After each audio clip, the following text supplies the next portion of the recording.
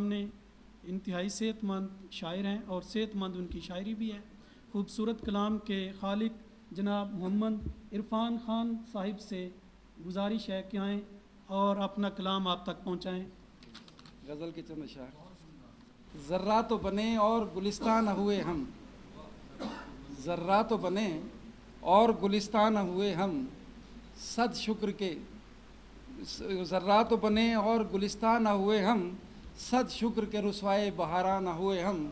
और डॉक्टर साहब अर्ज़ है, बिल्कीस गज़ल अब भी है तहवील में अपनी, बिल्कीस गज़ल अब भी है तहवील में अपनी, ये बात अलग है कि सुलेमान न हुए हम। बिल्कीस गज़ल अब भी है तहवील में अपनी, ये बात अलग है कि सुलेमान न हुए हम। और लौ जिसकी अंधेरों से हो तारीक ज़्यादा, लौ जिसकी अंधेरों से हो तारीक ज़्यादा, अच्छा है कि वो शम्म फ़िरोज़ा न हुए हम। एक बार फ़रेबे गुले तर खाया था लेकिन, एक बार फ़रेबे गुले तर खाया था लेकिन, फिर शामिल तकरीब गुलिस्तान न हुए हम। एक बार फ़रेबे गुले तर खाया था लेकिन, फिर शामिल तकरीब गुलिस्तान न हुए हम।